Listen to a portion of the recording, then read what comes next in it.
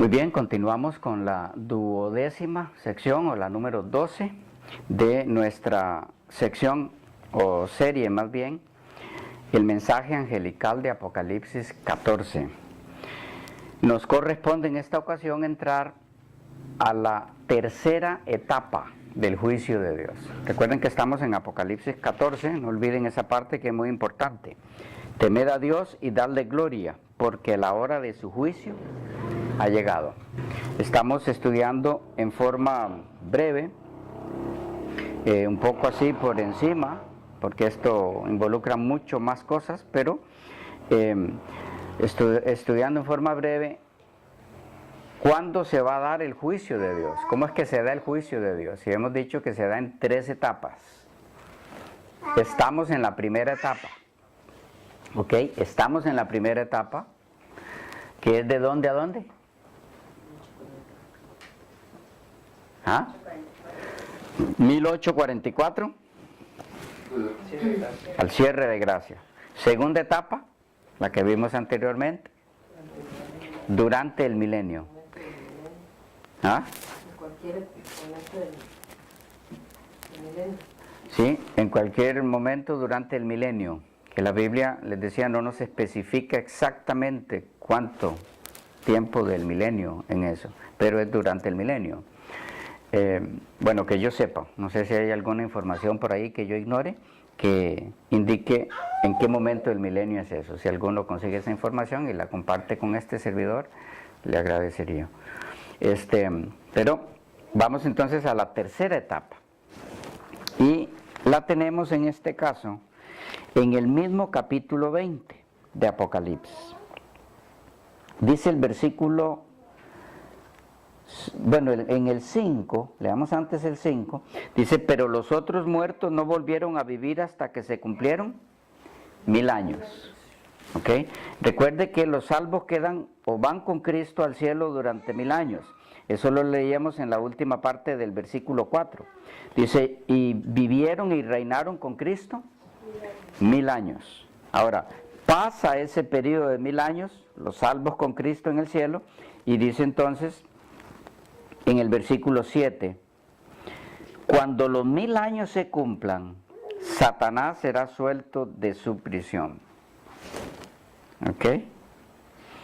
Y saldrá a engañar a las naciones que están en los 4 ángulos de la tierra, a Gog y a Magog, a fin de reunirlos para la batalla, el número de los cuales es como la arena del mar. Y subieron sobre la anchura de la tierra y rodearon el campamento de los santos y la ciudad amada, y de Dios descendió fuego del cielo y los consumió. Y el diablo que los engañaba fue lanzado en el lago de fuego y azufre, donde estaban la bestia y el falso profeta, y serán atormentados día y noche por los siglos de los siglos. No estamos examinando aquí la doctrina del milenio, como mencioné en la sección anterior, así que la mayoría de los elementos que hay aquí los vemos en esa parte, cuando entremos ahí. Pero lo que quisiera recalcar acá es que pasados los 1000 años, son destruidos, son eliminados Satanás, sus ángeles caídos y todos los perdidos humanos. Ellos vuelven a la vida, resucitan después de los 1000 años y son erradicados de la tierra. Pero antes de que eso ocurra, se da un juicio que se describe en el mismo capítulo de Apocalipsis. Antes de que los propios perdidos, junto con Satanás y sus ángeles caídos, sean eliminados, se da un juicio. Es el conocido como el juicio del gran trono blanco, que lo tenemos a partir de los versículos 11 en adelante. Dice así: y vi un gran trono blanco, y al que estaba sentado en él, de delante del cual huyeron la tierra y el cielo, y ningún lugar se encontró para ellos. Y vi a los muertos, grandes y pequeños, de pie ante Dios, y los libros fueron abiertos. Y otro libro fue abierto, el cual es el libro de la vida. Y fueron juzgados los muertos por las cosas que estaban escritas en los libros según sus obras. Y el mar entregó los muertos que había en él. Y la muerte y el Hades entregaron los muertos que había en ellos. Y fueron juzgados cada uno según sus obras. Y la muerte y el Hades fueron lanzados al lago de fuego. Esta es la muerte segunda. Y el que no se halló inscrito en el libro de la vida fue lanzado al lago de fuego. Hay varias cosas aquí. Yo quisiera recalcar solo algunas, puesto que lo demás lo veremos, como he mencionado ya varias veces, en el tema del milenio. En primer lugar, hay un juicio.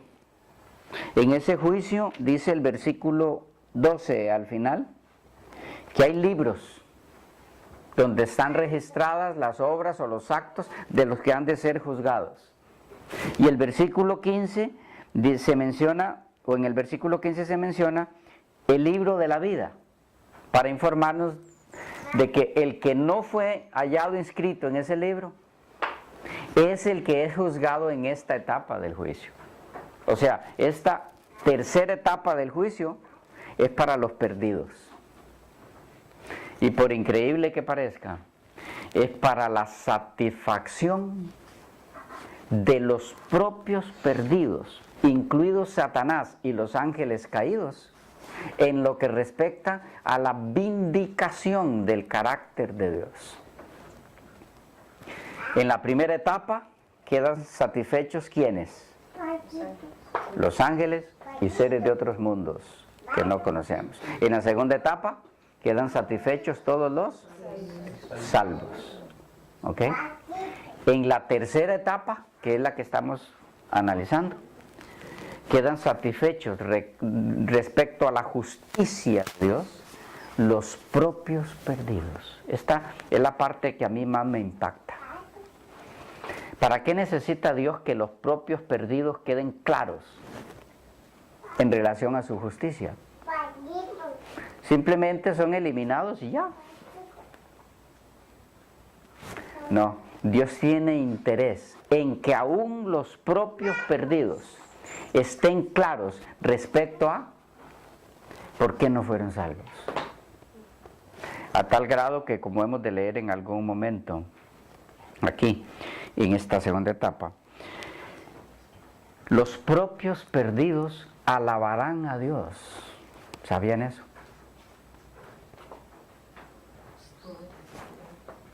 Alabarán a Dios por su justicia, aun cuando saben que han de ser eliminados.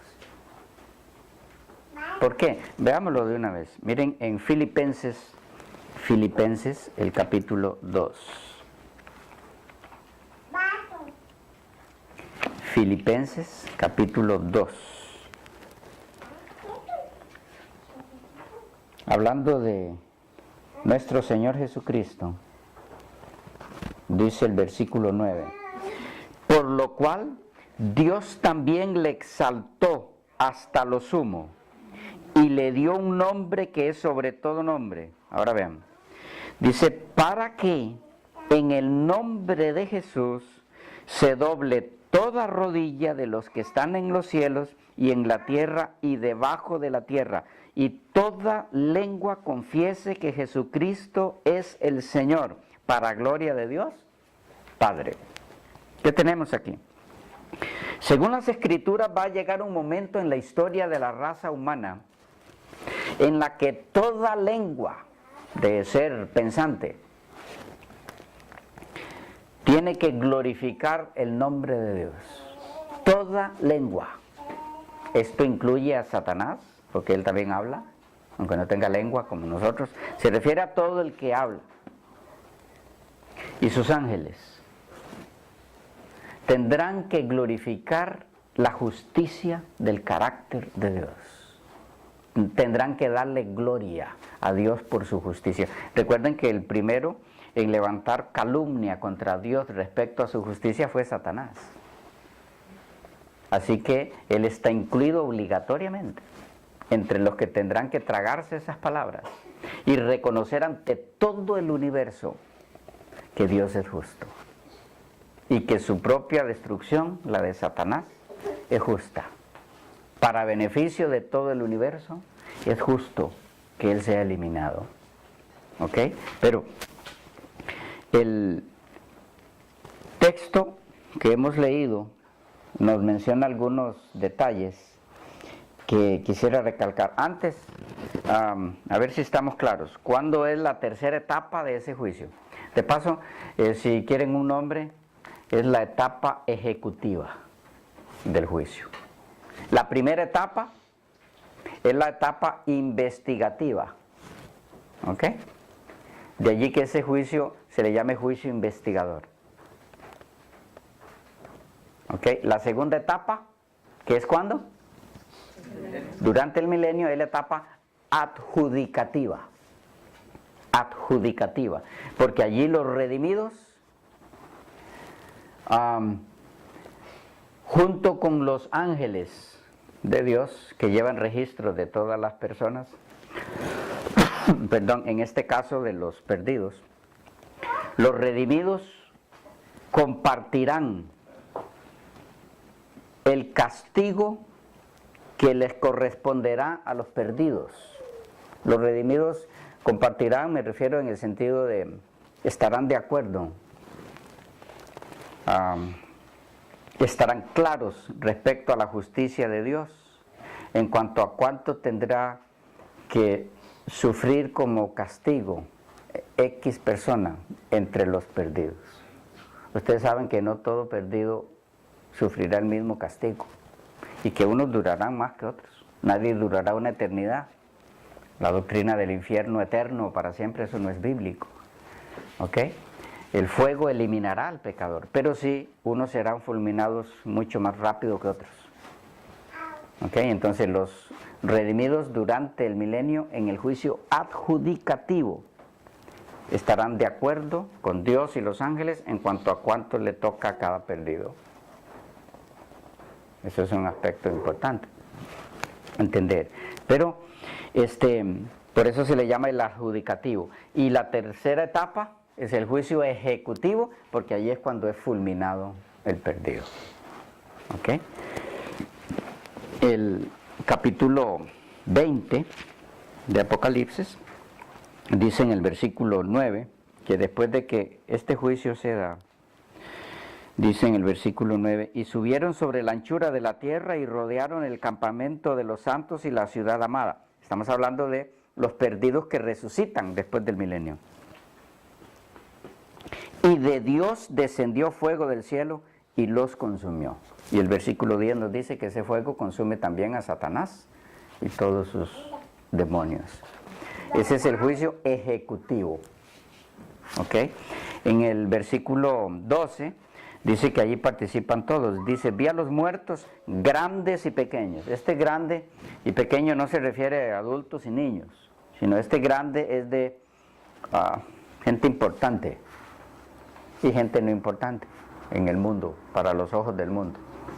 ¿Okay? Dios ve muy diferente eso, pero para el mundo, los grandes del mundo. Un ejemplo, vean por ejemplo en Jeremías 5:5, porque tengamos alguna idea de qué quiere decir con los grandes.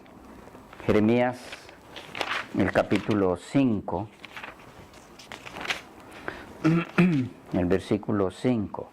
Dice, iré a los grandes y les hablaré, porque ellos conocen el camino de Jehová, el juicio de su Dios. Pero ellos también quebraron el yugo, rompieron las coyundas. Y si leen el contexto de eso, notará que se refiere a los importantes de la época. Mateo 20, el versículo 25.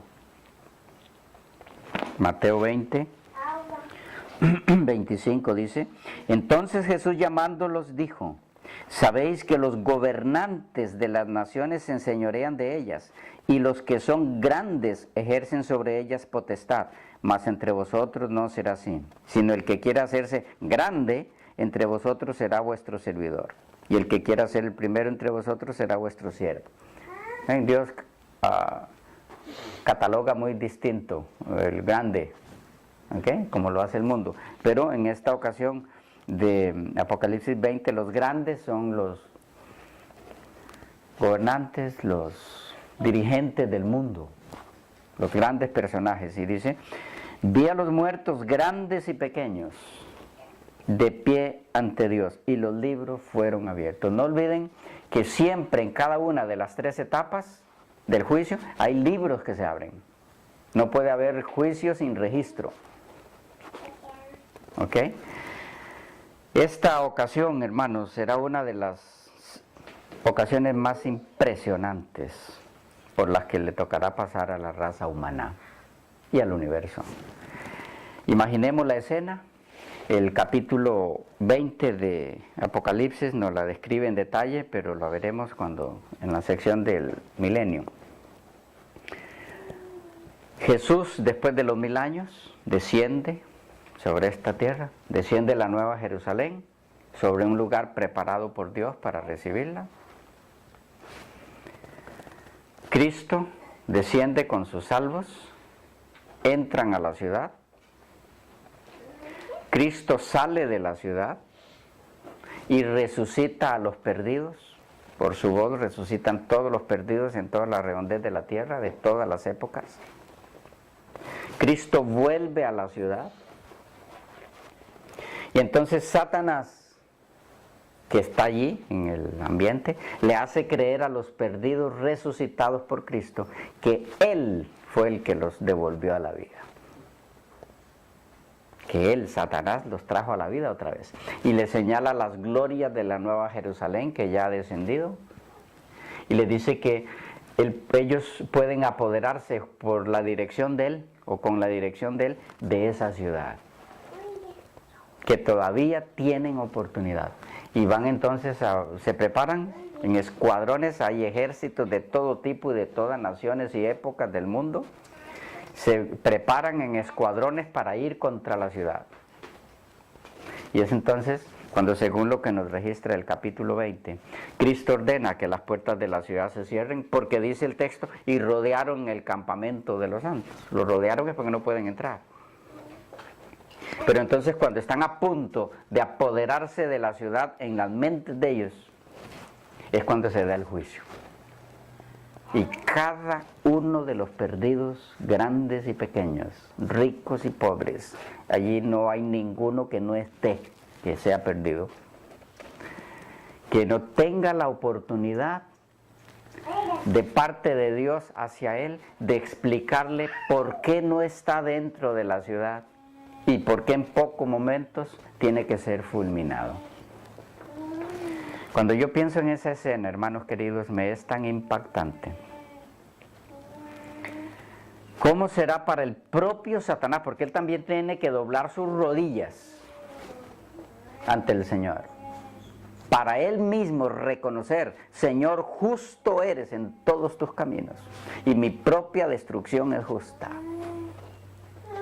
Y para cada uno de los perdidos, qué duro será eso.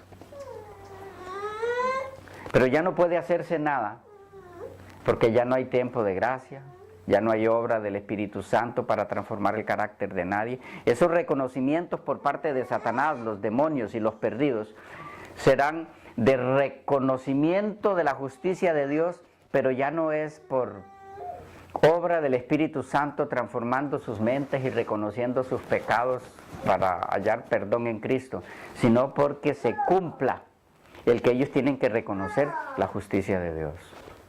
A partir de allí no hay oportunidad para nadie. Después de que cada perdido esté claro en por qué tiene que ser eliminado del universo, es cuando el fuego de Dios consume pecado y pecadores fuera de la ciudad. Toda la tierra se convierte en un lago de fuego. No es un hueco donde los echan a los perdidos, sino es la tierra ardiendo alrededor de la ciudad. Y Juan la mira como un lago de fuego, así como mira como un lago de fuego cuando Cristo venga en su segunda venida antes, en el capítulo 19. Habla también del lago de fuego. Habrá 2 lagos de fuego.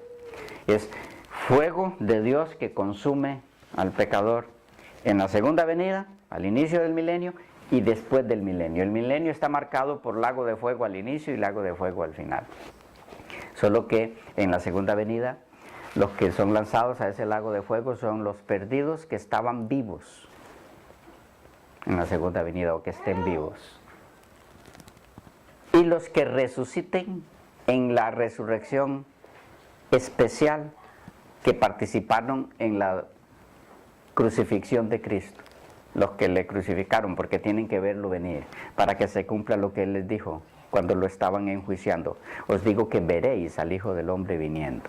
Ellos resucitan, pero son destruidos en la segunda venida. ¿Ok? Entonces habrá los lagos de fuego. Pero el punto que quisiera recalcar aquí, para que no nos salgamos del tema, es la tercera etapa, es al final de los 1000 años, es cuando se vindica el carácter de Dios ante la mente de Satanás, los demonios y todo perdido. Ahí ya no queda ningún ser más a quien aclararle que Dios es justo. Con todas las mentes de los redimidos y aún de los perdidos claras en relación a que Dios es justo. Entonces ahora sí, los redimidos vivirán la eternidad con Cristo. Nunca más se levantará el pecado, porque toda duda habrá sido sacada de la mente de toda criatura de Dios en cuanto a que Dios es justo, misericordioso, bondadoso, bueno. ¿Okay? A partir de allí, el mismo fuego que consume a los perdidos es el fuego que purifica la tierra. Acabado ese fuego, los redimidos salen para habitar la tierra por siempre. ¿Ok? La ciudad será el centro del planeta, la capital. Según Isaías 66, los redimidos irán allá cada sábado a adorar juntos, pero también cada mes, porque leemos que el fruto del árbol de la vida, que está en el paraíso de Dios, que viene en la ciudad, se da cada mes. No es por ninguna otra razón. Se irá cada mes porque cada mes da fruto el árbol, y cada sábado porque cada sábado se va a adorar. Entonces los redimidos irán allá, a la ciudad, pero sus moradas serán la tierra. Y desde allí estarán haciendo los viajes interplanetarios al universo de Dios. Y se continuará el plan de Dios de que los redimidos pudieran conocer otros millones de mundos habitados, que ese plan el pecado lo troncó. Y ya no pudimos salir de aquí después que fuimos creados. Ese no era el plan de Dios, es que sus seres en diferentes mundos se conocieran. ¿Cuántas maravillas podremos hacer? ¿Cuántos viajes preciosos a conocer seres innumerables, maravillosos que el Señor ha hecho? Y de allí en adelante la eternidad con Cristo, aquí en la tierra. La eternidad la pasaremos aquí, no en el cielo. En el cielo son solo 1000 años. ¿Ok? Preguntas, inquietudes sobre la tercera etapa, ocasión y propósito. ¿Ocasión? Usted iba a leer el versículo 5 y se fue al no lo leyó. De Sí, no estoy equivocado. Apocalipsis. Sí, ahí, ese mismo, el versículo 20, lo iba a leer y... El del 5. Sí, dice, pero los otros muertos no volvieron a vivir hasta que se cumplieron 1000 años. ¿Ya? Estos son los que no volvieron a vivir, se refiere a la primera venida de Cristo. Segunda venida de Cristo, pero que para efectos del milenio sería la primera. ¿Ok? A ver si me explico un poquito. Tenemos la primera venida de Cristo, que fue cuando vino como hombre, cuando nació como niño. La segunda venida, que es la que estamos esperando. Pero viene, se lleva a su pueblo y 1000 años después regresa con su pueblo. Eso sería una tercera venida. ¿Ok? Pero los que resuciten en esa tercera venida son los que no resucitan en la segunda venida de Cristo. Porque si resucitaran serían salvos. Porque dice el versículo 6, bienaventurado y santo el que tiene parte en la primera resurrección. La primera resurrección es en la segunda venida de Cristo. Dice, la segunda muerte, que es la que se da en el juicio ejecutivo que estamos viendo, la tercera etapa, La segunda muerte no tiene potestad sobre estos. ¿Sobre quiénes? Sobre los que resuciten en la segunda venida de Cristo. Sino que serán sacerdotes de Dios y de Cristo y reinarán con Él 1000 años. ¿Ya? Entonces, de paso es importante que captemos aquí que la última parte del versículo 5 dice, esta es la primera resurrección. Corresponde, o el contexto de eso es el versículo 6, es lo que está en el versículo 6, no en el 5. A ver si aclaro. El 5 dice así, pero los otros muertos no volvieron a vivir hasta que se cumplieron 1000 años. Ahí termina. La frase que sigue, esta es la primera resurrección, se refiere a lo que contiene el versículo 6. O sea, la frase, esta es la primera resurrección, no corresponde al versículo 5. Ese es un error de ubicación de número, que no es parte del original de la Biblia. El 6 debiera empezar en, esta es la primera resurrección. Bienaventurado y santo el que tiene parte en la primera resurrección. ¿Okay? Para que no me confundan. Porque algunos no entienden cómo dice que se cumplieron 1000 años y luego viene y dice, esta es la primera resurrección. O sea, se estaría diciendo que los que resuciten después del milenio resucitan en la primera resurrección. No, la primera resurrección es en ocasión de la segunda venida de Cristo. Los que resucitan después del milenio, en lo que están resucitando es en la segunda resurrección, porque la segunda resurrección es para condenación. ¿Ya? El que resucita en la primera resurrección no tiene nada que hacer en la segunda resurrección, porque ya no está muerto. No tiene por qué resucitar, viene con el Señor del cielo. Bien, preguntas, inquietudes sobre la tercera etapa del juicio, hermanos queridos. ¿Alguna cosa no clara? ¿Estamos claros? Propósito, vindicación del carácter de Dios en la mente de los perdidos, incluidos Satanás y los demonios. Ocasión, después del milenio. Durabilidad, no sabemos. Es poco. No es permanente. Ni el juicio ni el castigo. No es igual para todos. Ni es igual para todos. Cada quien conforme a sus obras. Ustedes saben que somos salvos por la fe, pero seremos juzgados por las obras. ¿Eso lo tienen claro? Nadie se salva por las obras.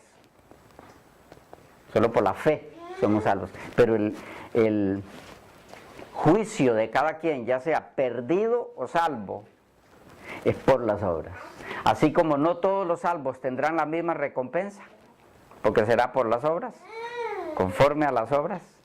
Los perdidos tampoco tendrán la misma, ¿qué llama recompensa eso?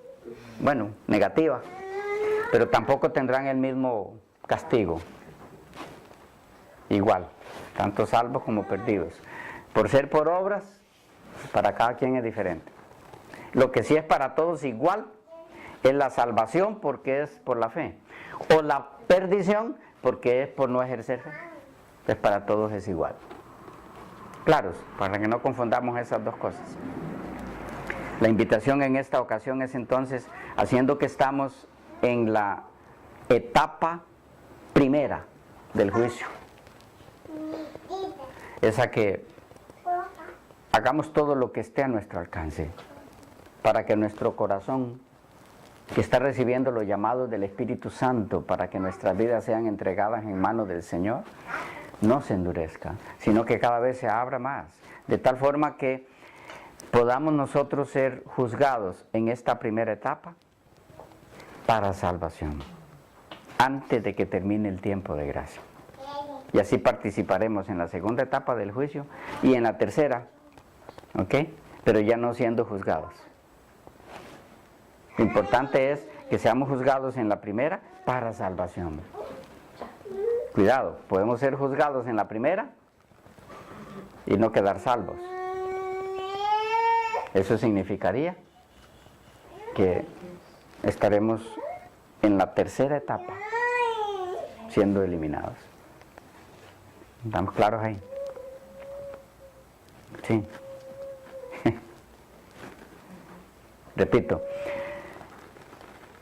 somos juzgados en esta primera etapa, que empezó con los muertos en Cristo. Todavía no se está juzgando a los vivos. Es importante que entendamos eso. Creo que lo mencionamos en la primera etapa. ¿Ok? Pero,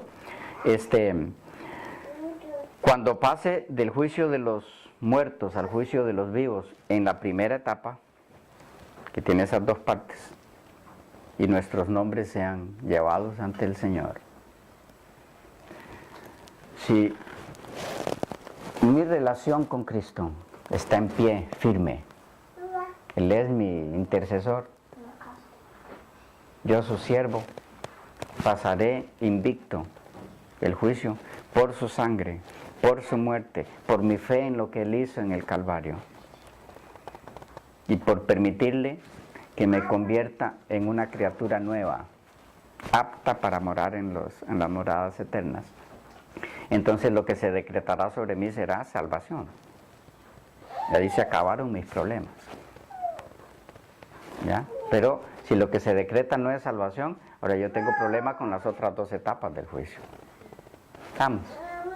La invitación es a permitirle al Señor que su llamado a nuestro corazón sea respondido con un heme aquí. Aquí está mi corazón, tómalo, límpialo de lo que haga falta para que pueda morar contigo. Dejamos por aquí la tercera etapa y entonces ya entramos en la próxima ocasión en algo que ya no tiene que ver con el juicio. Leemos en el texto Apocalipsis 14, 7, donde estamos desde el inicio de la serie. Dice que escuchó al ángel decir a gran voz, temed a Dios y darle gloria, porque la hora de su juicio ha llegado. La frase que nos ocupa ahora, de aquí en adelante, es, y adorad al que hizo el cielo y la tierra, el mar y las fuentes de las aguas. ¿Qué quiere decir con esto? Adorad al que hizo el cielo y la tierra, el mar y la fuente de las aguas. ¿En qué consiste la adoración a Dios? ¿Cómo es que Dios pide que se lo adore como el Creador? Esta es la sección que sigue, que nos va a llevar varias oportunidades para estudiar juntos. Lo dejamos por aquí y entonces continuamos con la sección número 13, iniciando con esta frase. Adorad al que hizo el cielo y la tierra, el mar y las fuentes de las aguas. ¿Qué es adorar a Dios? ¿Ok? Entonces que Dios pueda bendecirles mucho y nos vemos en la próxima sección.